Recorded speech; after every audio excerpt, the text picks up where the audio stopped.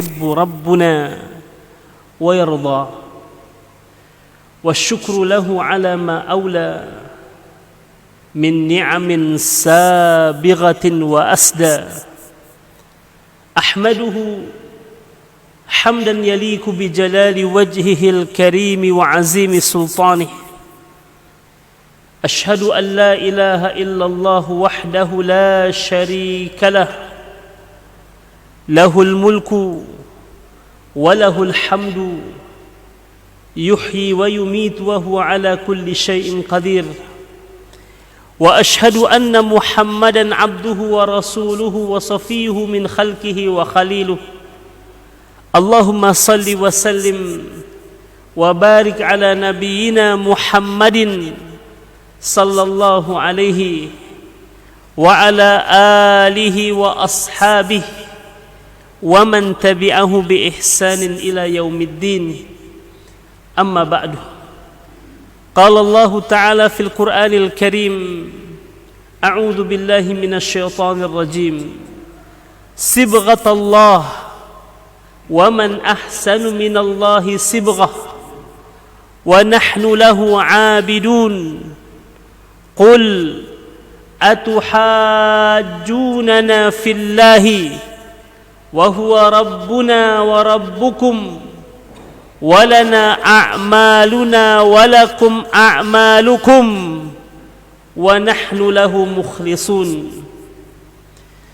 Tiada Tuhan selain Allah yang maha gagah, yang maha perkasa. Dialah Allah yang maha pengasih lagi maha penyayang. Kasih sayang Allah tercurah begitu sangat banyak dalam kehidupan kita. Seiring dengan desah nafas kita, seiring dengan detak jantung kita, seiring dengan setiap detik waktu yang berlalu dalam kehidupan kita adalah karunia Allah yang tiada bertepi. Dan di pagi hari ini kita merasakan limpahan nikmat dari Allah Subhanahu wa taala. Terutama tatkala Allah Azza wa Jalla membuka kelopak mata kita dan kita masih dalam keadaan beriman, masih dalam keadaan muslim, berserah diri kepada Allah Azza wa Jalla. Bahkan Allah Tabaraka wa taala berikan dorongan kepada kita untuk taat kepadanya, beribadah kepadanya. Dan alangkah indahnya hari seorang hamba jika awal harinya dimulai dengan ketaatan kepadanya. Dan ini menjadi pertanda insyaallah bahwa hari ini akan menjadi hari yang lebih indah, hari yang lebih baik untuk kita jalani sebagai seorang hamba Allah Subhanahu wa taala. Karena itulah kita puji Allah Subhanahu wa taala di subuh hari ini atas segala nikmat yang Allah Tabaraka wa taala berikan kepada kita. Harapan dari itu semua, Allah Subhanahu wa taala akan mengokohkan nikmatnya kepada kita, bahkan menambahnya dengan kebaikan-kebaikan yang lebih banyak dalam kehidupan kita. Sebagaimana firman Allah Tabaraka wa taala, la in syakartum la azidannakum wa la in kafartum inna adzabi lasyadid. Sekiranya kalian bersyukur atas nikmat yang Allah Subhanahu wa taala berikan, maka janji Allah Subhanahu wa taala, la azidannakum, niscaya aku akan benar-benar menambah karunia kebaikan kepada kalian. Karena dalam kalimat la azidannakum ada dua titik penekanan yang Allah Subhanahu wa taala sebutkan.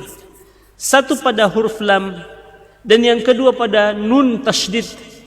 La azidannakum, yang menunjukkan taukid, penekanan, penguatan, yang menunjukkan bahwa Allah benar-benar akan menambahkan kebaikan-kebaikan dalam kehidupan kita tatkala kita bersyukur kepada Allah Subhanahu wa taala. Dan inti daripada mensyukuri nikmat Allah Subhanahu wa taala adalah pada saat kita mampu menggunakan, memaksimalkan, bahkan mengembangkan setiap nikmat Allah Subhanahu wa taala sesuai dengan keinginan Allah. Sekali lagi, Inti daripada mensyukuri nikmat Allah Subhanahu wa taala pada saat kita mampu menggunakan setiap nikmat Allah Subhanahu wa taala sesuai dengan keinginan Allah. Dan tidak ada tujuan dari keberadaan kita di muka bumi ini kecuali untuk ibadah. Sebagaimana dinyatakan oleh Allah Tabaraka wa taala di dalam sebuah ayat, "Wa ma khalaqtul jinna wal insa illa liya'budun." Dan tidaklah aku ciptakan jin dan manusia kecuali untuk beribadah. Dan untuk menopang ibadah kita kepadanya, Allah berikan kita nikmat, Allah berikan kita fasilitas, Allah Subhanahu wa taala berikan kita nikmat untuk semakin menyempurnakan penghambaan dan ketaatan kita kepadanya. Sebaliknya, Allah Subhanahu wa taala juga nyatakan, "Wala in kafartum inna adzabi lasyadid." Dan jika kalian mengkufuri nikmat Allah Subhanahu wa taala, maksud dari kufur nikmat di sini adalah tatkala nikmat yang Allah Subhanahu wa taala berikan kepada kita, kita gunakan tidak sesuai dengan keinginan Allah. Kita gunakan untuk bermaksiat, mendurhakai Allah Tabaraka wa taala. Wajar jika Allah Subhanahu wa taala mengancam dengan ancaman yang begitu sangat jelas dalam ayat ini, "Inna adzabi lasyadid." Sesungguhnya azabku sangat pedih. Allah murka. Dan wajar saja jika Allah Subhanahu wa taala murka. Karena nikmat yang Allah Subhanahu wa taala berikan tadi untuk menyempurnakan penghambaan kita kepadanya, untuk menyempurnakan ketaatan kita kepadanya. Namun pada saat nikmat yang seharusnya kita gunakan untuk taat kepada Allah digunakan untuk maksiat, maka Allah Subhanahu wa taala akan murka kepada hamba-hamba yang menyalahgunakan nikmat Allah Subhanahu wa taala bukan untuk taat kepadanya. Karenanya sekali lagi kita puji Allah Subhanahu wa taala dengan segala nikmat yang Allah Subhanahu wa taala berikan kita di pagi hari ini, sempurna ketaatan dan penghambaan kita kepadanya. Mudah-mudahan kita termasuk di antara golongan orang-orang yang sedikit, sebagaimana Allah Subhanahu wa taala menyebutkan, "Wa qalilan ma tashkurun." Dan sedikit di antara kalian yang mensyukuri nikmat Allah Subhanahu wa taala. Allahumma ja'alna minal qalil. Semoga Allah jadikan kita di antara golongan yang sedikit ini. Sebagaimana doa Abu Bakar As-Siddiq tatkala mendengarkan ayat ini, lalu kemudian dia mengatakan, "Allahumma ja'alna minal qalil." Ya Allah, jadikan kami di antara golongan yang sedikit itu. Amin ya rabbal alamin. Salat dan salam bersama kita senandungkan untuk Rasulullah sallallahu alaihi wasallam, yang semakin kita memperbanyak selawat dan salam kepada Rasulullah SAW akan semakin menambah kebaikan dalam kehidupan kita. Semakin sering kita menyebut Nabi Muhammad sallallahu alaihi wasallam diiringi dengan selawat dan salam kepadanya, maka semakin banyak limpahan keberkahan datang dalam kehidupan kita. Karena yang memerintahkan kita untuk berselawat dan menyampaikan salam kepada Rasulullah SAW adalah Allah, yang telah memerintahkan kita untuk salat fardu 5 waktu. Yang memerintahkan kita untuk berselawat dan menyampaikan salam kepada Nabi Muhammad SAW adalah Allah yang penuh dengan kemuliaan. Sebagaimana dinyatakan oleh Allah Azza wa Jalla dalam sebuah ayat, "Innallaha wa malaikatahu yusalluna 'alan nabi. Ya ayyuhalladzina amanu sallu alaihi wa sallimu taslima." Perintah yang begitu sangat jelas datang dari Allah Tabaraka wa taala, di mana di awal ayat Allah Azza wa Jalla menyebutkan, "Innallaha wa malaikatahu yusalluna 'alan nabi." Sesungguhnya Allah dan para malaikatnya berselawat kepada Nabi. Allah Maha mulia, malaikat makhluk yang mulia, mereka berselawat kepada Rasulullah SAW. Karena pada saat Allah Azza wa Jalla menyeru kita dengan seruan, "Ya ayyuhalladzina amanu," wahai orang-orang yang beriman, ketahuilah ini adalah sindiran telak dari Allah Tabaraka wa taala untuk kita yang mengaku umat Nabi Muhammad sallallahu alaihi wasallam, yang mengaku mencintai Rasulullah, yang mengaku mendambakan syafaat Nabi Muhammad sallallahu alaihi wasallam. Aina nahnu? Di mana kita? Jika dibandingkan dengan kemuliaan Allah Tabaraka wa taala, jika dibandingkan dengan kemuliaan malaikat Allah Subhanahu wa taala. Karena itulah sallu alaihi wa sallimu taslima. Sampaikanlah, berselawatlah kepadanya dan sampaikanlah salam untuknya. Di mana selawat dan salam yang kita senandungkan untuk Rasulullah sallallahu alaihi wasallam, kebaikannya akan kembali kepada kita. Sebab dalam sebuah hadis Rasul bersabda, "Man shalla alayya salatan sallallahu alaihi asyraf." Barang siapa yang bersalat kepadaku 1 kali, kata Nabi Muhammad SAW, maka Allah akan memberikan kepadanya kebaikan minimal 10 kali. Di mana hitungan 10 ini adalah hitungan minimal tatkala Allah Azza wa Jalla memberikan ganjaran balasan kepada hamba-hamba yang berbuat baik. Karena dalam sebuah ayat Allah Subhanahu wa taala berfirman, "Man jaa bil hasanati falahu asyru amthaliha." Barang siapa yang datang dengan 10 kebaikan, maka baginya 10 pahala, 10 kebaikan dari setiap kebaikan yang dia lakukan. Namun Allah Subhanahu wa taala Maha melipat gandakan kebaikan bagi hamba-hambanya. Wallahu yudha'ifu liman yasha. Allah Maha melipat gandakan kebaikan kepada hamba-hamba yang dikehendakinya. Dari 10 bisa jadi menjadi 100, dari 100 bisa jadi menjadi 700, atau beribu-ribu kali lipat, karena Allah Maha melipat gandakan kebaikan kepada hamba-hambanya. Ini menunjukkan bahwa Allah Karim. Selain daripada Allah Maha Mulia, Dia adalah Maha Pemurah, di mana Allah memberikan balasan kepada hamba-hamba yang berbuat baik begitu sangat banyak. Dan kita ingin memburu kebaikan itu, salah satunya dengan memperbanyak selawat dan salam kita kepada Rasulullah, terutama tatkala nama Nabi Muhammad sallallahu alaihi wasallam disebutkan. Karena Nabi Muhammad dalam sebuah hadis yang menyebutkan tentang al-bakhil, orang yang bakhil dalam pandangan Rasul adalah man dzukirtu indahu falam yusalli alayya, orang yang tatkala namaku disebut namun dia tidak bersalat kepadaku. Karenanya kaum muslimin dan muslimat, kita ingin menghindari kebakhilan dalam pandangan Nabi Muhammad sallallahu alaihi wasallam, terutama tatkala nama Nabi Muhammad alaihi salatu wassalam disebutkan, maka secara otomatis kita pun berselawat kepada Rasulullah sallallahu alaihi wasallam dan kebaikannya akan kembali kepada kita. Di pagi hari ini insyaallah taala kita akan kembali bermajlis di majlisnya Nabi Muhammad sallallahu alaihi wasallam. Karena yang kita bahas adalah hadis Rasulullah sallallahu alaihi wasallam. Darinya kita insyaallah tabaraka wa taala akan mengambil pelajaran yang begitu sangat banyak, hikmah yang begitu sangat luas untuk menjadi petunjuk, arahan, ikutan dalam kehidupan kita. Karena tatkala kita telah bersyahadat asyhadu an la ilaha illallah wa asyhadu anna Muhammadar Rasulullah, di dalamnya mengandung konsekuensi yang begitu sangat jelas. Di dalamnya mengandung konsekuensi yang begitu sangat tegas. Inilah yang menjadikan para kubara, zu'ama, orang-orang Quraisy enggan untuk mengucapkan 2 kalimat syahadat, disebabkan pemahaman mereka di sebalik konsekuensi syahadat yang diucapkan. Karena pada syahadat itu terkandung janji. Di dalam syahadat itu terkandung sumpah. Di dalam syahadat itu terkandung ikrar. Dan tatkala syahadat ini telah disebutkan, telah diikrarkan, maka kita berjanji salah satunya menjadikan Nabi Muhammad sallallahu alaihi wasallam panutan, ikutan, contoh, teladan yang kita ikuti dalam kehidupan kita sebagai seorang hamba Allah Subhanahu wa taala. Karenanya kaum muslimin dan muslimat, Rasulullah juga telah mewasiatkan kepada kita, taraktu fikum amraini in tamassaktum bihima lan tadillu abadan, kitabullahi was sunnatu rasulih. Aku telah tinggalkan kepada kalian, kata Rasul, 2 perkara yang jika kalian berpegang teguh padanya, bahkan dalam hadis yang lain Rasul mengatakan, alaikum bisunnati was sunnatil khulafa ar-rasyidin al-mahdiyyin addu 'alaiha bin nawajis. Rasul katakan tamassaktum bihima, berpegang teguh kepadanya, bahkan gigit ia dengan gigi geraham.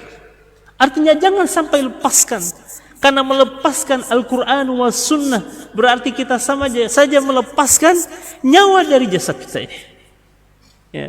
Tatkala jasad tidak lagi memiliki nyawa, maka la yanfa, tidak ada manfaat. Begitu juga tatkala kita melepaskan Al-Quran wa Sunnah dalam kehidupan kita, maka kehidupan kita tidak akan lagi berfaedah.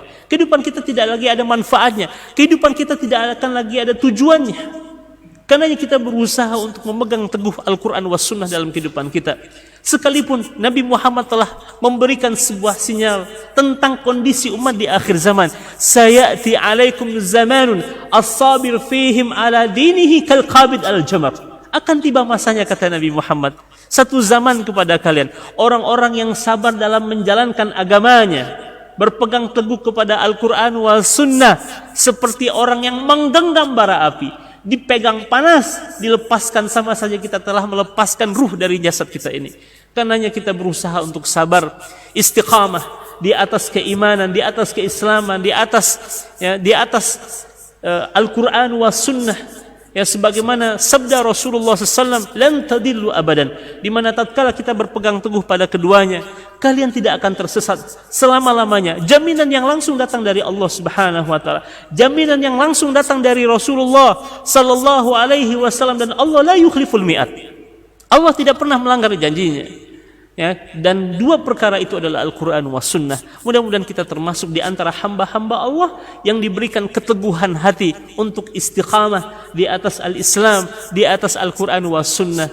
Karena Ummu Salamah min ummahatil mu'minin, Ummu Salamah salah seorang di antara istri Nabi Muhammad SAW, menyebutkan bahwa di antara doa yang paling banyak yang dimohonkan oleh Rasulullah sallallahu alaihi wasallam indana, kata ummuhatul mukminin, tatkala Rasul bersama kami, itu bersama para istrinya, adalah ya muqallibal qulub sabbit qalbi ala dinik. Lihat Nabi Muhammad yang telah mendapatkan jaminan dari Allah tabaraka wa taala, maksum dari segala perbuatan dosa dan maksiat, tapi doanya kepada Allah azza wa jalla, Nabi Muhammad meminta agar Allah meneguhkan hatinya untuk selalu istiqamah di atas al-Islam. Apatah kita yang tidak ada jaminan tentang diri kita ini, maka kita lebih utama lagi untuk memperbanyak permohonan kita kepada Allah Azza wa Jal agar Allah meneguhkan hati kita, agar Allah Subhanahu wa taala mensabatkan, meneguhkan, menguatkan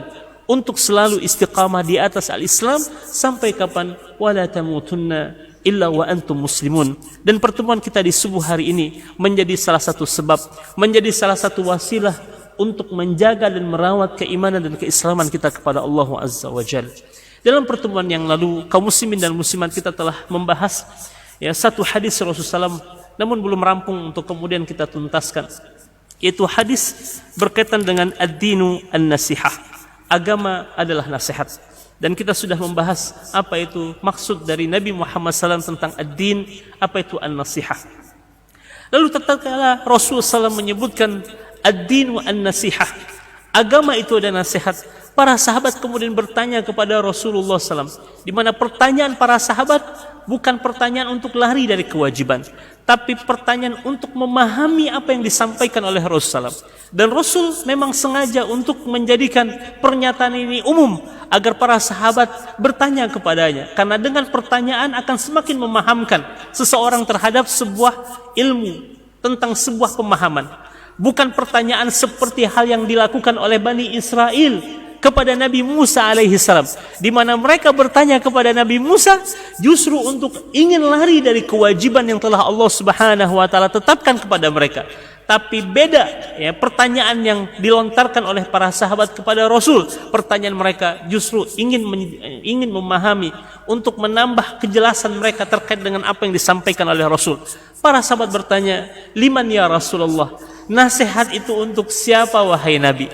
Dan nasihat ini sebagaimana sudah kita bahas dalam pertemuan yang lalu, salah satu maknanya adalah al-khair, kebaikan. Kebaikan untuk siapa wahai Nabi? Atau juga bermakna akhlas, mengikhlaskan, memurnikan sesuatu. Untuk siapa wahai Nabi? Dan Nabi kemudian mengatakan, lillahi wali kitabihi wali rasulihi wali a'immatil muslimina wa amatihim. Dan kita sudah membahas dua. Yang pertama adalah lillahi dan juga li kitabihi. Karenanya di pagi hari yang penuh berkah ini, insyaallah tabaraka wa taala, kita akan lanjutkan pembahasan kita tentang an-nasihah li rasulihi, yaitu nasihat untuk Rasulullah sallallahu alaihi wasallam. Bagaimana bentuk nasihat terhadap Rasulullah sallallahu alaihi wasallam? Yang pertama, kaum muslimin dan muslimat, bentuk nasihat kita terhadap Rasulullah sallallahu alaihi wasallam adalah tajridul mutaba'ati lahu. Tajrid artinya memurnikan. Al-mutaba'ah mengikuti Nabi Muhammad SAW. Artinya sebagai seorang umat Nabi Muhammad sallallahu alaihi wasallam, kita harus memurnikan qudwatan wa uswatan hanya kepada Rasul sallallahu alaihi wasallam sebagai satu-satunya model dalam kehidupan kita, sebagai satu-satunya ikutan dalam kehidupan kita. Karena itulah Rasulullah sallallahu alaihi wasallam diutus sebagaimana firman Allah Azza wa Jalla dalam sebuah ayat, laqad kana lakum fi rasulillahi uswatun hasanatun liman kana yarjullaha wal yawmal akhir wa dzakarallaha katsira. Terdapat dalam surat Al-Ahzab ayat 21. Allah Subhanahu wa taala dengan tegas dan jelas mengatakan, sungguh telah ada untuk kalian, kata Allah tabaraka wa taala, di dalam diri Rasulullah, yaitu Nabi Muhammad sallallahu alaihi wasallam. Apa itu uswah hasanah?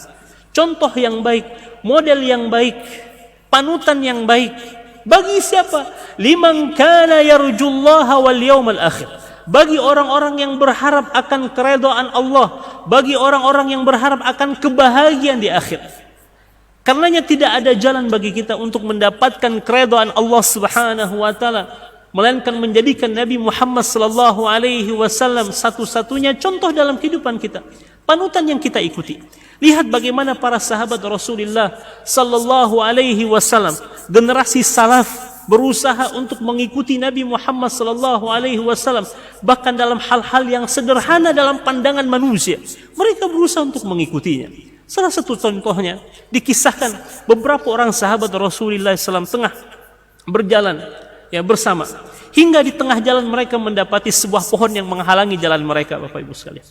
Lalu kemudian mereka terpisah oleh pohon tersebut, ada yang ke kanan, ada yang ke kiri. Namun tatkala mereka berjumpa kembali setelah dipisahkan oleh pohon itu, apa yang mereka lakukan? Dalam rangka intiba terhadap sunnah Nabi Muhammad sallallahu alaihi wasallam, mereka saling mengucapkan salam tatkala mereka dipisahkan oleh pohon dan bertemu kembali setelah dipisahkan oleh pohon tersebut. Karena Nabi Muhammad SAW kemudian menyebutkan dalam sebuah hadisnya, la tadkhulul jannata hatta tu'minu. Kalian tidak akan masuk surga sampai kalian beriman kepada Allah Subhanahu wa taala. Wala tu'minu hatta tahabu. Dan kalian tidak disebut beriman hingga kalian saling mencintai salah satu dengan yang lainnya. Kalian tidak dikatakan beriman, kata Rasulullah SAW, hingga kalian saling mencintai satu dengan yang lainnya. Hadis ini juga dikuatkan oleh hadis yang lain. Rasul menyebutkan, la yu'minu ahadukum hatta yuhibba li akhihi ma yuhibbu li nafsihi. Tidak sempurna iman salah seorang di antara kalian hingga dia mencintai saudaranya sebagaimana ia mencintai dirinya sendiri. Dan Rasul mengatakan, kalian tidak beriman hingga kalian saling mencintai satu dengan yang lainnya. Lalu Rasul mengatakan, maukah kalian, ala adullukum, maukah kalian kutunjukkan tentang sesuatu yang jika kalian lakukan, idza fa'altum tahabu. Jika kalian lakukan hal tersebut, maka kalian akan saling mencintai, kata Rasul. Dan amalan yang jika kita lakukan satu dengan yang lainnya akan tumbuh rasa cinta di antara kita. Cinta karena Allah Subhanahu wa taala. Jangan pernah remehkan kaum muslimin dan muslimat. Rasa cinta kita kepada saudara kita karena Allah Subhanahu wa taala. Karena itu kelak akan menjadi salah satu sebab datangnya rahmat Allah kepada kita. Bahkan naungan Allah Subhanahu wa taala di hari di mana tidak ada naungan kecuali naungan dari Allah Subhanahu wa taala hadir kepada orang-orang yang saling mencintai karena Allah Subhanahu wa taala. Bahkan dalam sebuah hadis Rasulullah SAW mengatakan, innallaha ta'ala yaqulu yaumal qiyamah, sesungguhnya Allah kelak di hari kiamat di hadapan hamba-hambanya akan berfirman, ainal mutahabuna bi jalali, mana orang-orang yang dulu katanya saling mencintai karena aku. Al-yauma, hari ini, kata Nabi Muhammad, yaitu kata Allah Subhanahu wa taala, di hari kiamat nanti Allah Subhanahu wa taala mengatakan, al-yaum, hari ini, kata Allah Subhanahu wa taala, azulluhum fi zilli, aku akan naungi mereka di dalam naunganku. Yauma la zilla illa zilli, hari di mana tidak ada naungan kecuali naungan dariku. Dan salah satu sebab datangnya naungan Allah Subhanahu wa taala di hari akhir nanti adalah orang-orang yang saling mencintai karena Allah Subhanahu wa taala. Dan bukti kecintaan kita kepada saudara kita, Nabi Muhammad menyebutkan dalam hadis ini, afshus salama bainakum. Afshus salama bainakum, tebarkan salam di antara kalian. Dan salah satu sebab Nabi Muhammad SAW memerintahkan kita untuk mengucapkan satu salam dengan satu dengan yang lainnya adalah, idza laqitahu fasallim alaihi, jika engkau berjumpa dengan saudaramu maka ucapkanlah salam. Dan para sahabat tadi yang sama-sama berjalan, tatkala mereka terhalang oleh pohon jalan mereka, lalu ada yang ke kanan, ada yang ke kiri, tatkala kemudian mereka bertemu kembali, setelah dipisahkan oleh pohon tersebut, mereka mengucapkan salam satu dengan yang lainnya. Begitulah para sahabat Rasulullah SAW menghidupkan sunnah Nabi Muhammad dalam kehidupan mereka. Begitulah mutaba'ah mereka kepada Rasul. Begitulah mereka menjadikan Nabi Muhammad sebagai panutan dalam kehidupan mereka, yang mereka ikuti, bahkan dalam hal-hal yang sederhana. Karena kalau kita lihat dalam kitab Syama'il yang ditulis oleh Imam At-Tirmidzi, yang menerangkan tentang hal-hal yang sangat detail tentang Nabi Muhammad SAW, tentang kesempurnaan Rasulullah SAW, dari mulai ujung rambut sampai ujung kaki dipotret begitu sangat jelas oleh para sahabat Rasulullah SAW, tentang bagaimana pakaian Nabi, tentang bagaimana cara tidur Nabi, makanannya Rasul, minumannya Nabi Muhammad, cara berjalan Nabi Muhammad. Artinya para sahabat begitu sangat jeli melihat Nabi Muhammad SAW. Bahkan mereka mengetahui berapa jumlah uban yang ada di jenggot dan di kepala Nabi Muhammad SAW. Lihat, begitulah para sahabat Rasulullah SAW, jeli melihat Nabi Muhammad, dan mereka berusaha untuk mengikuti Nabi Muhammad SAW. Karenanya bentuk nasihat kita terhadap Rasul yang pertama adalah ya, tajridul mutaba'ah. Kita harus memurnikan, ya, memurnikan kudwatan kita terhadap Rasul, ikutan kita kepada Nabi Muhammad SAW. Wa alla tattabi'a ghairah, dan jangan sampai kita mengikuti selain daripada Nabi Muhammad SAW. Karena sudah jelas Allah Azza wa Jalla menerangkan di dalam Al-Quran bahwa ikutan kita satu-satunya dalam kehidupan ini adalah Nabi Muhammad SAW, dan itu dalam semua aspek kehidupan kita. Jangan ambil satu bagian lalu kita tinggalkan bagian yang lainnya. Kita ambil bagian yang menguntungkan bagi diri kita, lalu kita tinggalkan sesuatu yang menurut kita merugikan. Padahal tidak ada yang merugikan. Semua yang datang dari Nabi Muhammad SAW membawa keberuntungan. Semua yang datang dari Nabi Muhammad SAW mengundang jalbul masalih, mengundang maslahat dalam kehidupan kita. Karenanya jangan pisahkan, ya, yang datang dari Nabi Muhammad. Tapi apa kata Allah Azza wa Jalla dalam sebuah ayat? Allah Subhanahu wa taala firmankan, "Wa ma atakumur rasul fakhudhu." Apa-apa yang datang dari Nabi Muhammad, ambil semuanya. Jangan ambil sebagian, tinggalkan sebagian, tapi semuanya. Allah Subhanahu wa taala perintahkan, "Wa ma atakumur rasul fakhudhu." Apa-apa yang datang dari Rasul kepada kalian, khudhu, ambil semuanya kata Rasul. Wa ma nahakum anhu fantahu, dan terhadap apa yang telah dia larang kepada kalian, tinggalkan. Jadi jelas dari ayat ini Allah Subhanahu wa taala perintahkan kita agar kemudian mengambil semua yang datang dari Nabi Muhammad tanpa memilah-milah, tanpa memisah-misah. Karena itu Allah Subhanahu wa taala perintahkan kita masuk ke dalam agama Islam secara kafah. Ya ayyuhalladzina amanu dkhulu fis silmi kafah. Masuklah kalian ke dalam Islam secara totalitas, bukan separuh-separuh, bukan hanya identitas, tapi semua hal. Karena al-Islam merupakan manhajul haya. Islam adalah jalan kehidupan kita. Islam adalah konsep kehidupan kita. Dari cara berfikir, bersikap, bertingkah laku, perkataan kita mencerminkan keislaman kita. Dan dalam sebuah hadis Rasul menyebutkan, min husni islamil mar'i tarkuhu ma la ya'ni. Di antara tanda baiknya keislaman seseorang itu adalah meninggalkan sesuatu yang tidak bermanfaat untuk dunia maupun akhiratnya. Yang kedua bentuk nasihat kepada Rasulullah sallallahu alaihi wasallam adalah al-iman bi annahu Rasulullahi haqqan. Mengimani bahwasanya Nabi Muhammad sallallahu alaihi wasallam adalah benar-benar utusan Allah Subhanahu wa taala. Lam yakdzib. Nabi Muhammad tidak pernah berdusta. Walam yukdzab, dan juga tidak didustai. Fahuwa rasulun sadiqun masduq. Dialah Nabi Muhammad sallallahu alaihi wasallam, utusan Allah, sadiq, yang jujur, masduq, lagi dibenarkan. Dan yang membenarkan Nabi Muhammad ini bukan hanya manusia, tapi langsung Allah Subhanahu wa taala yang memberikan kepercayaan kepada Nabi Muhammad, yang memberikan amanah kepada Rasulullah sallallahu alaihi wasallam. Bukan hanya manusia, tapi Allah Azza wa Jalla. Kalau Allah saja percaya kepada Nabi Muhammad, apalagi kita selaku umat Nabi Muhammad. Maka jangan sampai ada keraguan sedikit pun di dalam hati kita tentang kerasulan Nabi Muhammad sallallahu alaihi wasallam, tentang kenabian Nabi Muhammad sallallahu alaihi wasallam, tentang semua berita yang datang dari Rasulullah sallallahu alaihi wasallam. Jadilah seperti sahabat Rasul yang bernama Abu Bakar As-Siddiq, di mana ia tidak pernah meragukan sedikit pun apa yang datang dari Nabi Muhammad SAW.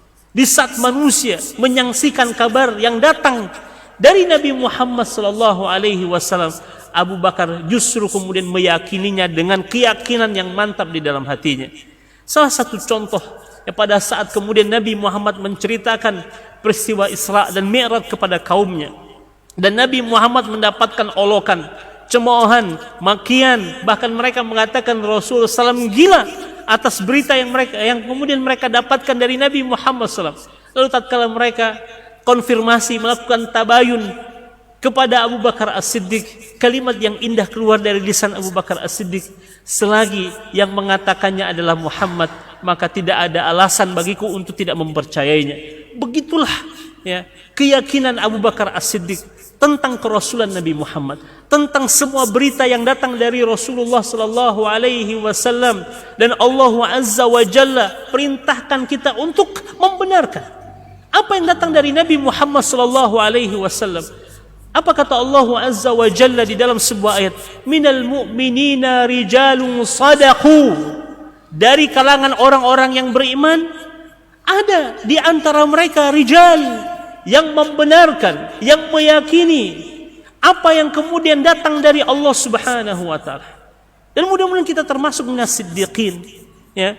Karena golongan orang-orang yang akan mendapatkan nikmat dari Allah Subhanahu wa taala ada 4 golongan, minan nabiyyin, was-siddiqin, wasyuhada, was-salihin. Dan kita mudah-mudahan termasuk, ya, kalaupun dari kalangan nabi sudah tertutup oleh Allah Azza wa Jalla peluangnya, tapi kita masih punya kesempatan untuk menjadi salah satu dari 3 golongan ini, yaitu as-siddiqin, orang-orang yang membenarkan, orang-orang yang jujur atas iman mereka kepada Allah, atas iman mereka kepada Rasulullah SAW, asyuhada, orang-orang yang syahid di jalan Allah Subhanahu wa taala, wassalihin, dan orang-orang yang saleh. Dan kita mudah-mudahan termasuk, ya, di antara minimal salah satu di antara 3 golongan itu. Karenanya bentuk nasihat kita kepada Rasulullah sallallahu alaihi wasallam al-iman, yang mengimani akan kerasulan Nabi Muhammad SAW. Ya, tidak ada keraguan sedikit pun dalam diri kita tentang kenabian kerasulan Nabi Muhammad sallallahu alaihi wasallam. Adapun bentuk nasihat yang ketiga terhadap Rasulullah sallallahu alaihi wasallam adalah an tu'mina bi kulli ma akhbara bihi min al-akhbaril madiyah wal hadirah wal mustaqbalah. Mengimani semua yang telah dikabarkan oleh Rasulullah, baik tentang peristiwa yang telah terjadi yang di masa lampau pada masa umat-umat terdahulu, atau tentang peristiwa-peristiwa yang akan terjadi di masa yang akan datang. Ya, karena makna daripada nabi ini dari kata naba. Naba ini berita. Jadi nabi itu pembawa berita, Bapak Ibu sekalian. Ya. Baik berita tentang masa yang telah lampau, itu umat-umat terdahulu, ataupun berita yang akan terjadi di masa yang akan datang, terutama tentang al-qiyamah, tentang yaumul akhir. Karenanya terhadap semua yang telah disampaikan oleh Rasulullah sallallahu alaihi wasallam, jangan ada sedikit keraguan dalam diri kita, terutama di dalam hadis-hadis yang telah dinyatakan oleh para ulama kesahihannya, kemutawatirannya, yang datang langsung dari Rasulullah sallallahu alaihi wasallam. Maka tidak ada sedikit pun keraguan di dalam diri kita tentang semua yang diberitakan oleh Rasulullah sallallahu alaihi wasallam. Kita meyakininya dengan iman. Iman inilah yang membuat kita yakin. Dan Allah Subhanahu wa taala katakan, "Wa ciri orang yang beriman adalah alladzina yu'minuna bil ghaib." Meyakini terhadap perkara yang gaib, sebagaimana yang telah dikabarkan oleh Allah Azza wa Jalla di dalam Al-Quran, yang telah dikabarkan oleh Rasul SAW di dalam hadis. Maka tidak ada alasan bagi kita untuk tidak mempercayainya. Dan Allah nyatakan, "Dzalikal kitabu la raiba fih." Itulah kitab yang tidak ada keraguan padanya. Bahkan Lihat bagaimana ya waraknya para salafus saleh. Sekiranya kami melihat dengan mata kepala kami sendiri surga di hadapan kami, dan kemudian Allah Subhanahu wa taala kabarkan ya di dalam Al-Qur'an tentang hal tersebut, cukup bagi kami untuk meyakininya berdasarkan apa yang telah Allah Subhanahu wa taala sampaikan. Begitulah keimanan generasi salaf. Mereka begitu sangat percaya apapun yang datang dari Allah Subhanahu wa taala, apapun yang datang dari Nabi Muhammad sallallahu alaihi wasallam, lebih mereka percayai dibandingkan mereka melihat dengan mata kepala mereka sendiri.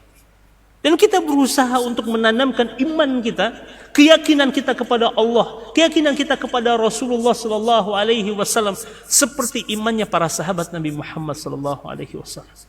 Tidak ada keraguan sedikit pun di dalam hati mereka tentang semua berita yang disampaikan oleh Rasulullah sallallahu alaihi wasallam. Karena itulah makna iman, meyakini dengan penuh keyakinan tanpa ada keraguan, dan kita meyakini bahwa semua yang diberitakan oleh Rasulullah SAW benar adanya, baik tentang umat terdahulu maupun peristiwa yang akan terjadi di masa yang akan datang. Dan kalau kita membuat list Bapak Ibu sekalian tentang berita-berita yang telah disampaikan oleh Rasul, terutama tentang tanda-tanda akhir zaman, demi Allah satu persatu checklistan itu telah jelas pada list-list yang telah disebutkan oleh Rasulullah tentang tanda-tanda akhir zaman. Dan kalau kita berbicara tentang tanda-tanda kecil hari akhir, hari ini Bapak Ibu sekalian, barangkali mungkin tinggal 5% dari tanda-tanda kecil itu yang belum muncul hari ini. Ya, artinya semua yang dikabarkan oleh Rasul benar adanya. Apa yang disampaikan oleh Nabi Muhammad benar adanya. Dan jangan sampai menunggu tanda kiamat besar baru kemudian kita meyakini bahwa apa yang disampaikan oleh Rasul benar adanya. Tapi demi Allah, Rasul telah memberikan isyarat begitu sangat jelas tentang tanda-tanda akhir zaman. Dan hari ini satu persatu checklistan itu telah nyata adanya. Dan ini menunjukkan kebenaran apa yang disampaikan oleh Rasulullah sallallahu alaihi wasallam.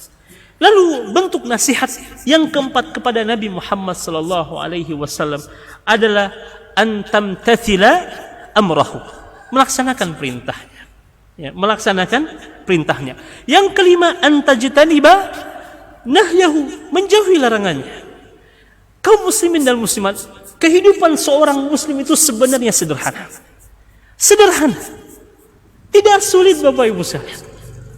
Kita hanya dituntut untuk melaksanakan perintah Allah dan Rasulnya dan menjauhi larangan Allah dan Rasulnya. Dan kita meyakini bahwa semua apa yang diperintahkan oleh Allah dan Rasulnya bermuara kepada kebaikan.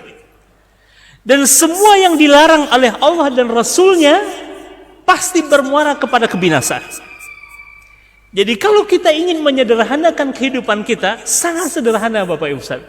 Berjalanlah pada apa yang telah ditetapkan oleh Allah Azza wa Jalla. Perintahnya laksanakan, larangannya tinggalkan. Mudah. Jangan dipersulit hidup ini. Apalagi dengan menjerumuskan kita terhadap perkara-perkara yang telah dilarang oleh Allah Azza wa Jalla, terhadap perkara-perkara yang telah dilarang oleh Rasulullah SAW, niscaya berujung kepada kebinasaan. Selain daripada perintah dan larangan ini menjadi ujian Bapak Ibu sekalian, menjadi ujian bagi kita, ujian tentang ketaatan kita kepada Allah Subhanahu wa taala. Lihat dulu para sahabat Rasulullah SAW pernah diuji oleh Allah dengan sesuatu yang barangkali hati mereka cenderung untuk sesuatu yang mereka inginkan, tapi Allah Subhanahu wa taala menguji. Tatkala Allah memalingkan kiblat kaum muslimin kemana? Ke Masjidil Aqsa. Allah Subhanahu wa taala kisahkan di dalam surah Al-Baqarah di awal juz 2, qad nara taqalluba wajhika fis sama' falanuwalliyannaka qiblatan tardaha fawalli wajhaka syatral masjidil haram. Allah Subhanahu wa taala menguji kaum muslimin dengan memalingkan kiblat mereka kemana, Pak? Masjidil Aqsa. Padahal kecenderungan hati mereka kemana? Masjidil Haram. Tapi lihat para sahabat Rasulullah SAW lulus dari ujian itu. Walaupun hati mereka cenderung untuk menghadapkan kiblat mereka ke Masjidil Haram, tapi karena perintah Allah ke Masjidil Aqsa, mereka hadapkan kiblat mereka ke Masjidil Aqsa. Dan berapa lama Bapak Ibu sekalian kiblat kaum muslimin ke Masjidil Aqsa? Hingga kemudian Allah Subhanahu wa taala palingkan kembali kiblat kaum muslimin ke Masjidil Haram. Ada berapa lama, Pak? Sekitar 16 atau 17 bulan namanya. Kiblat kaum muslimin ke Masjidil Aqsa. Ya, sebagai ujian. Karenanya adanya perintah dan larangan dari Allah dan Rasulnya adalah sebagai ujian. Ujian tentang apa? Ketaatan kita. Walaupun hati kita barangkali merasa tidak cenderung, Bapak Ibu Saudara, tapi karena Allah yang memerintahkan, karena Rasul yang memerintahkan, maka tidak ada kata kecuali sami'na wa ata'na. Tidak ada kata kecuali sami'na wa ata'na. Kami dengar dan kami taati. Dan para sahabat lulus hingga kemudian Allah Subhanahu wa taala palingkan di waktu salat asar, ya, di satu masjid yang hari ini masih menjadi saksi sejarah, ya, kemudian disebut dengan Masjid Qiblataini, salah satu masjid di kota Madinah Al-Munawwarah, masjid di mana kemudian Allah Subhanahu wa taala kembali, ya, palingkan kiblat ke muslim ke Masjidil Haram. Subhanallah. Itu menjadi ujian. Karenanya ada perintah, ada larangan sebagai ujian. Dan kita meyakini perintah Allah membawa kepada kemaslahatan, larangan Allah kalau dilakukan akan membawa kepada kebinasaan. Dan bentuk nasihat kita kepada Rasulullah sallallahu alaihi wasallam adalah melaksanakan perintahnya, menjauhi larangannya. Dan betapa hikmahnya, bijaksananya Allah dan Rasulnya. Apa kata Nabi Muhammad dalam sebuah hadisnya? "Ma nahaitukum anhu fajtanibuh, wa ma amartukum bihi fa'tu minhu mastata'tum." Apa-apa yang telah aku larang kepada kalian, jauhi, kata Nabi Muhammad. Jadi kalau terhadap larangan tidak ada toleransi kecuali kita wajib meninggalkannya. Dan untuk semuanya Bapak Ibu sekalian. Namun lihat, terhadap perintah, wa ma amartukum bih, dan terhadap apa-apa yang telah aku perintahkan kepada kalian dengannya, fa'tu minhu mastata'tum. Datangi, laksanakan sesuai dengan kemampuan kalian. Kalau larangan semua orang bisa meninggalkannya, Pak. Tapi perintah belum tentu semua orang bisa melakukannya sesuai dengan kemampuannya. Fattaqullaha mastata'tum. Bertakwalah kalian kepada Allah sesuai dengan kemampuan kalian. Ya, terhadap perintah sesuai dengan kemampuan kita. Tapi terhadap larangan semua orang bisa meninggalkannya. Karenanya kalau kita ditanya mana yang lebih mudah, meninggalkan larangan Allah atau melaksanakan perintah Allah, Pak? Ya? Mana yang lebih mudah? Meninggalkan larangan Allah atau melaksanakan perintah Allah? Lebih mudah meninggalkan larangan Allah karena semua orang bisa melakukannya. Ya? Untuk menjauhi perkara-perkara yang dilarang oleh Allah Subhanahu wa taala, semua orang bisa melakukannya. Tapi terhadap perintah Allah belum tentu semua orang bisa melakukannya sesuai dengan kemampuannya. Namun yang jelas di sebalik usaha kita untuk melaksanakan perintah Allah ada kebaikan. Hal jazaul ihsan illa al-ihsan, bahwa al-jaza min jinsil amal. Pahala, ganjaran sesuai dengan amal kita. Semakin banyak kebaikan yang kita lakukan, insya Allah akan semakin banyak mengundang kebaikan datang dari Allah Tabaraka wa Ta'ala. Ya, walaupun tidak semua orang punya kemampuan barangkali, tapi terhadap larangan semua orang wajib meninggalkannya. Dan ini adalah ujian dari Allah Subhanahu wa Ta'ala kepada kita. Dan bentuk nasihat kita terhadap Rasulullah SAW yang keenam adalah antadzubba an syariatihi.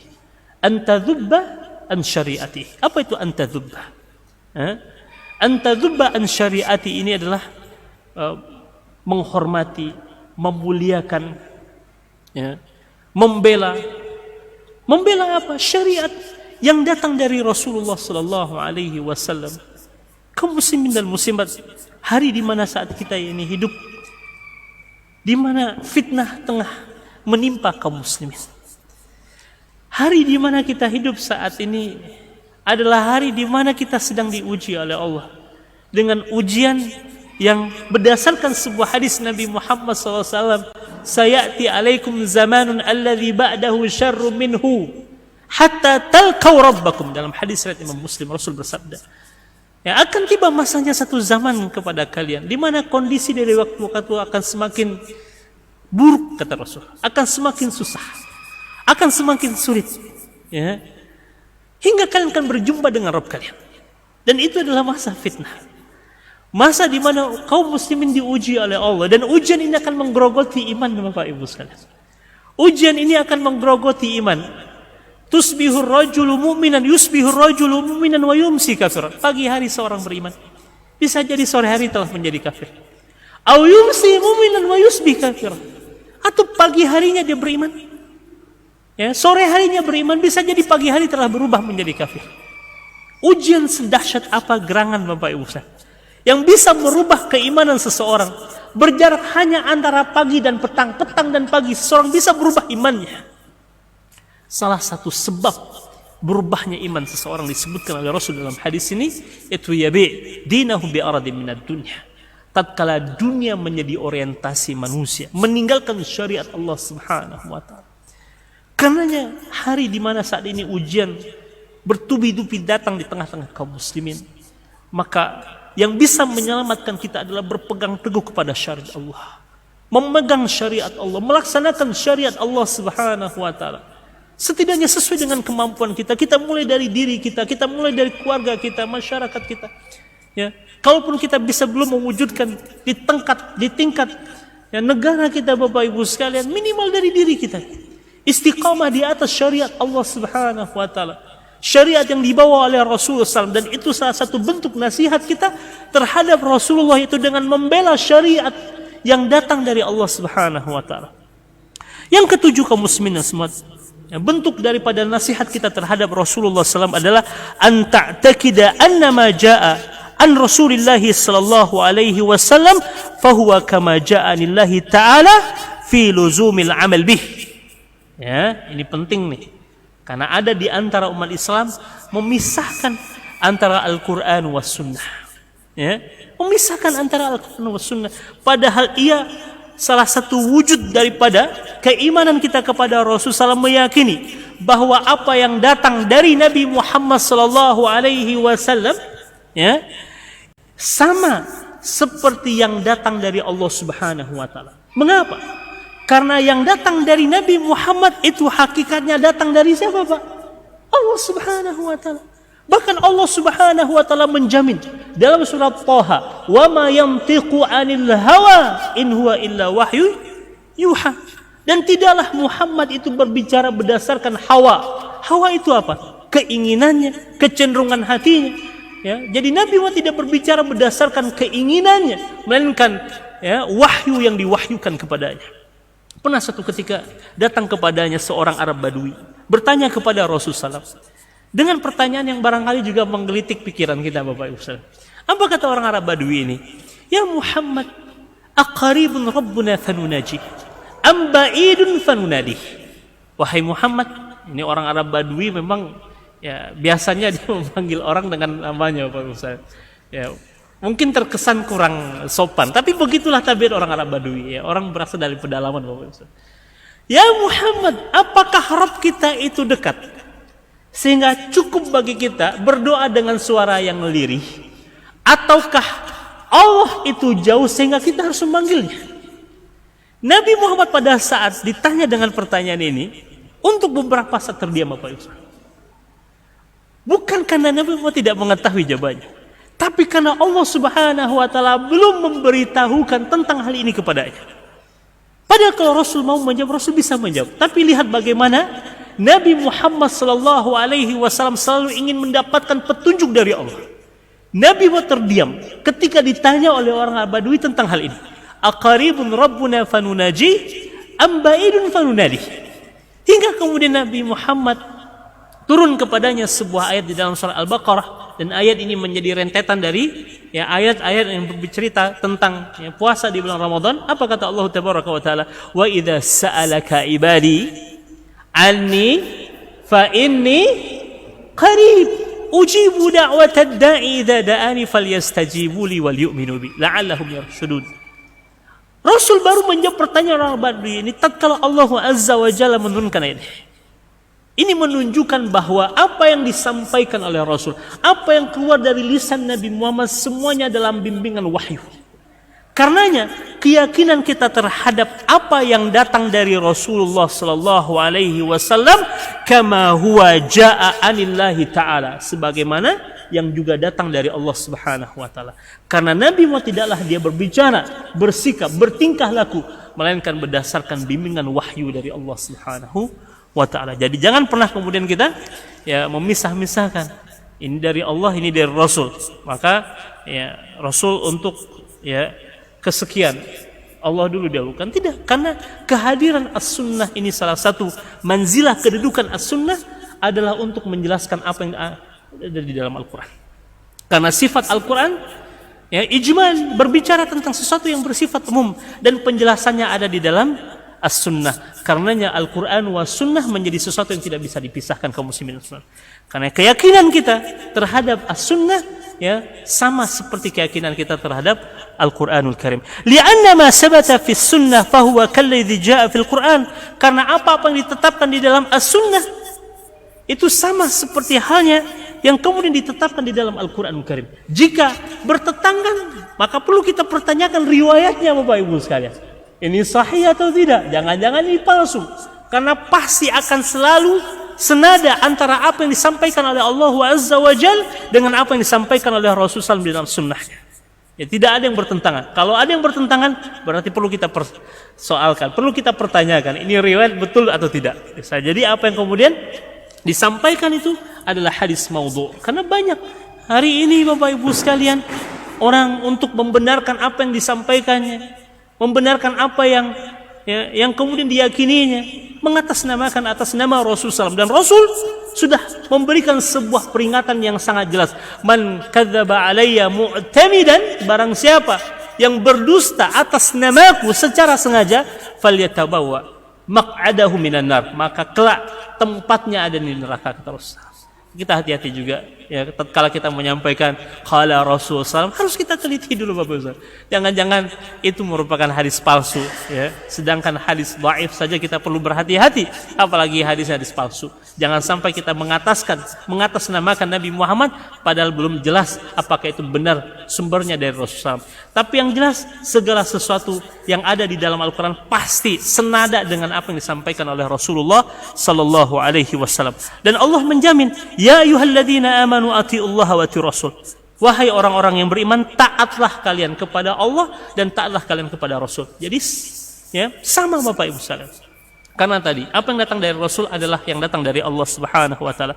May yuti'ir rasula faqad ata Allah. Barang siapa yang taat kepada Rasul, maka sungguh dia telah taat kepada Allah Subhanahu wa taala.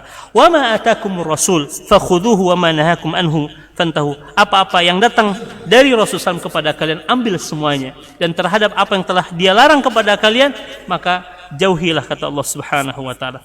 Jadi langsung mendapatkan legitimasinya dari siapa? Allah Subhanahu wa taala. Dan yang terakhir Bapak Ibu sekalian, bentuk nasihat kita terhadap Rasulullah sallallahu alaihi wasallam, nusratun Nabi sallallahu alaihi wasallam in kana hayyan fama huwa ila janabihi. Ya, menolong, membantu, membela Nabi Muhammad SAW.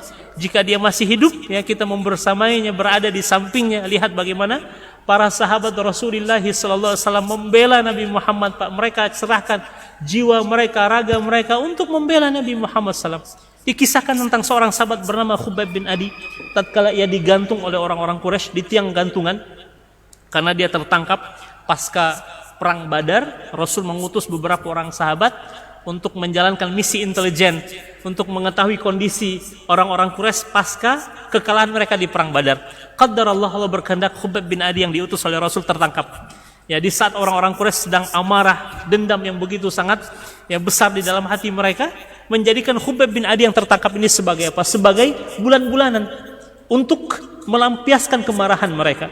Lalu diundanglah para penduduk kota Mekah untuk hadir di daerah Tan'im. Tan'im ini dulu berada di luar kota Mekah, tapi hari ini menjadi bagian dari kota Mekah. Dan di Tan'im ini juga menjadi salah satu miqat, tempat yang memulainya ibadah haji dan umrah penduduk kota Mekah Al-Mukarramah. Dan Bunda Aisyah radhiyallahu anha miqatnya dulu di daerah Tan'im ini.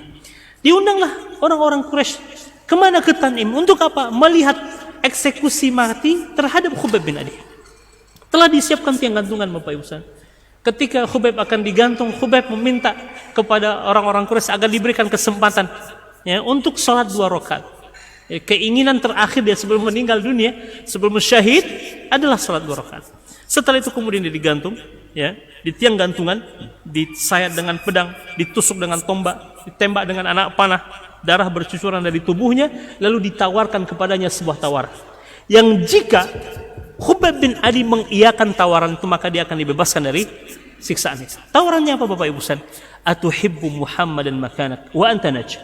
Wahai Khubayb, maukah engkau tempat di mana saat engkau ini berada diganti oleh Muhammad dan engkau selamat dari tiang gantungan ini? Apa kata Khubayb bin Adi? Bentuk pembelaannya kepada Nabi Muhammad SAW. bentuk kecintaannya kepada Rasulullah sallallahu alaihi wasallam. Wallahi ma uhib an akuna aminan fi ahli wa waladi wa anna Muhammadan tashuku bisyauka. Demi Allah, kata Khubayb, di atas tiang gantungan itu dia mengatakan hal ini, Bapak Ustaz. Di saat darah bercucuran dari tubuhnya, demi Allah saya tidak rela jika aku berada dalam keadaan aman di tengah-tengah keluargaku, di tengah-tengah anak-anakku, sedangkan Nabi Muhammad sallallahu alaihi wasallam tersakiti walaupun oleh sebatang duri, demi Allah aku tidak rela. Artinya apa? Jangankan menggantikan posisiku di tiang gantungan ini, ditusuk oleh duri saja tidak rela jika itu terjadi kepada Rasulullah sallallahu alaihi wasallam. Begitulah Pak, kaum muslimin dan muslimat, ibu sekalian, bagaimana pembelaan para sahabat Rasulullah SAW kepada Rasulullah, kecintaan begitu yang sangat besar. Karenanya bentuk nasihat kita terhadap Nabi Muhammad, membela, membantu Nabi Muhammad sallallahu alaihi wasallam, wa in kana mayitan fanusratuhu sunnatihi sallallahu. Dan saat ini Rasul sudah tidak bersama kita lagi. Ya, Rasul SAW tidak lagi berada di tengah-tengah kita lagi. Maka apa yang bisa kita lakukan? Menolong sunnah Nabi Muhammad sallallahu alaihi wasallam, mempelajari sunnahnya, mengamalkan sunnahnya, mendakwahkan sunnahnya. Ya, istiqamah di atas sunnahnya adalah bentuk dari nusrah, ya, pertolongan kita, pembelaan kita kepada Rasulullah sallallahu alaihi wasallam. Ya, kita merasakan, ya, kemarahan pada orang-orang yang menghina, mencela Rasulullah sallallahu alaihi wasallam, walaupun Nabi Muhammad tidak pernah membalas cacian makian orang yang mencaci dan menghinanya. Tapi lihat bagaimana respon para sahabat, Pak. Zubair ibn al-Awwam, salah seorang sahabat Rasulullah SAW, tatkala dia mendengar Abu Jahal mencaci, memaki Rasul SAW, dia keluar dari rumahnya dengan menguruskan pedangnya. Rasul kemudian mendapati Zubair yang masih sangat belia. Pada saat itu dia sedang menguruskan pedangnya berjalan di jalan kota Mekah. Rasul bertanya kepada Zubair, wahai Zubair, kemana engkau dengan pedang yang terhunus di tangan engkau? Aku akan menjumpai Abu Jahal dan aku tidak rela jika engkau dihina, wahai Rasul. Kata Nabi Muhammad, sesungguhnya setiap Nabi memiliki hawari. Hawari ini penolong, pembela, dan hawariku adalah Zubair ibn al-Awwam. Begitu respon para sahabat, Pak. Nggak rela jika Nabi Muhammadnya dihina dan dicaci. Mudah-mudahan perasaan itu juga ada dalam diri kita. Pada saat Nabi Muhammad dicaci, dihina dengan segala bentuk cacian dan hinaan, padahal Allah yang maha mulia, Allah yang maha terpuji telah memuji akan kemuliaan akhlak Rasulullah SAW. Allah saja melakukan pembelaan, maka kita lebih utama untuk membela Nabi Muhammad. Dan hal yang bisa kita lakukan hari ini, istiqamah di atas sunnah Nabi Muhammad SAW, untuk selalu mempelajarinya, mengamalkannya, mendakwahkannya.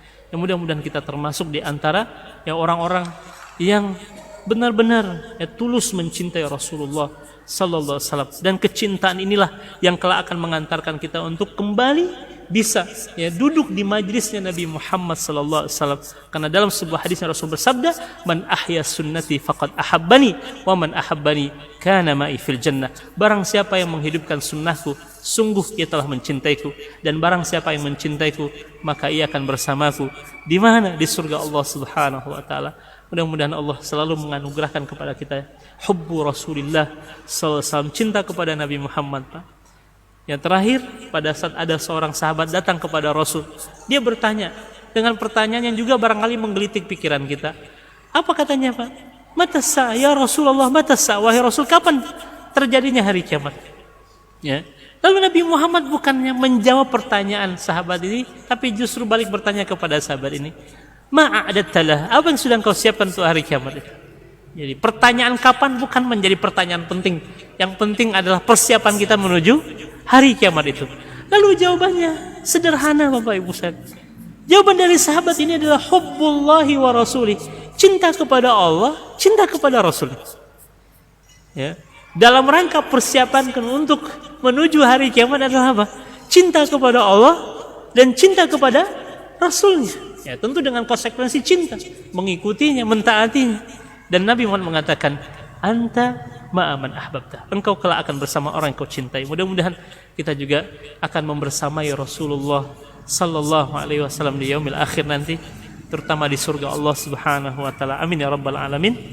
Itu barangkali Bapak Ibu, ya, makna daripada an-nasihah li rasulihi sallallahu alaihi wasallam, ya. Bentuk daripada nasihat terhadap Rasulullah SAW. Satu, dengan meyakini bahwa ya bahwasanya Nabi Muhammad benar-benar utusan Allah, mengikuti Nabi Muhammad, memurnikan ya ikutan kita terhadap Rasulullah SAW.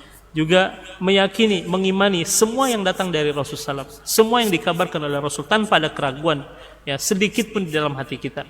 Melaksanakan perintahnya, menjauhi larangannya, membela syariat yang dibawa oleh Rasulullah SAW, meyakini bahwa apa yang datang dari Rasul ya seperti halnya yang datang dari Allah Subhanahu wa taala, dan membela Nabi Muhammad sesuai dengan kemampuan kita. Mudah-mudahan Allah Subhanahu wa taala merahmati kehidupan kita tatkala kita membuktikan kecintaan kita kepada Rasulullah sallallahu alaihi wasallam. Aqulu qouli hadza wa astaghfirullah li wa lakum. Subhanakallahumma bihamdika asyhadu an la ilaha illa anta astaghfiruka wa atubu ilaik. Wassalamu alaikum warahmatullahi wabarakatuh.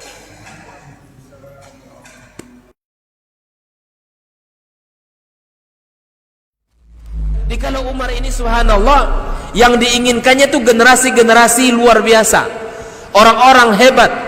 Lalu kemudian apa yang dilakukan oleh Umar? Fa'asta'miluhum fi ta'atillah. Aku gunakan mereka ini di dalam ketaatan kepada Allah. Ketika kaum muslimin itu memiliki penyakit namanya wahan, yaitu hubbud dunya wa karahiyatul maut, cinta dunia dan takut akan kematian. Lalu Nabi menjawab dengan yang lebih penting. Apa itu? Madza a'adatta laha? Apa yang engkau siapkan untuk kiamat itu? Bin Sulaiman tadi, inti yang bisa kita ambil apa? Solehkan diri kita. Solehkan diri kita sebelum mencari rezeki. Karena kalau kita tidak soleh, kalau kita tidak bertakwa kepada Allah Subhanahu wa ta'ala dalam mencari rezeki itu akan terasa sulit.